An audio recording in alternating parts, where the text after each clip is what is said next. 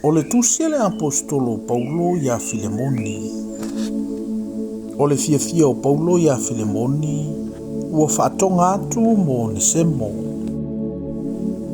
O ua Paulo, o le ua nonotia o no Keriso Yesu. O Timoteo fo ilo tanto uso. O la matusile nei ia Filemoni o le pele na tanto ngaru ue fatasi. Maafi ale pele.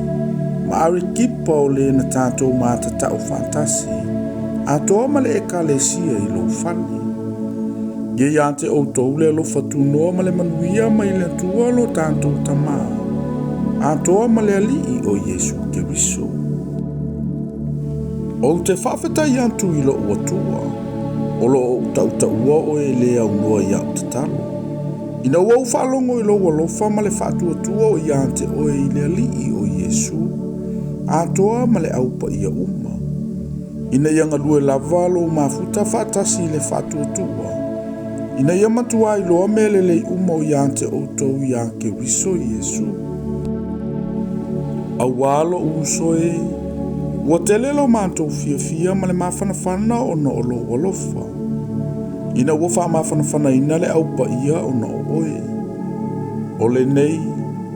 E ui lava ina ua iante a ule pule lava mai a Keriso e poloa ia tuai iante o i mea e tatau. Ai oute ai o iantu ona o le alofa. Wa unei lava o Paulo le toia ina. O le wano no tia nei foi ona o Yesu Keriso. Oute ai o iantu iante o e molo wantali i o Nesemo. O le na whana wai au. Ai no tia au. Sa lea o ngā o ia iante oe, au le nei au ngā tele iante oe atoa mau. O te whaafo iantu iante ia, ina e talia mai o ia, o loo lavatino ia. Na o loto ina ia tau fipe iante ia mateno nofo mau, ina ia whai mo usui, na te au na mai iante au yo unono tanga ono o le tale lelei. Au te le fia whaia se mea tasi pe ale tō mai sau pule. Ina nei peo se mea ua whatawana wina lo wanga lelei mai, a ia whaia ma le loto. A wā antonu o le mea lea na te ese ai o ia isi nei tu aso. Ina ia e toi maua o ia e whaavavau. E le toi whaapeo se polonga, ai sili i le polonga. O le uso pele ia i ante a ulava. E le sili e o na whapea i ante oe, i la le tino a toa malale alii. O le nei, a whaia te manatu i la anta wo, ia e talia mai o ia e peo a ulava. Ai a whaina i anga le anga i ante oe. Po wa i ante ia sau mea, ia e tu mai le mea i ante au. O a ua Paulo, ua outusi antu i la ulava lima, o te tau i antu lava, au te le whai atu, e te tau ona e tu ina mai o i lava i ante au.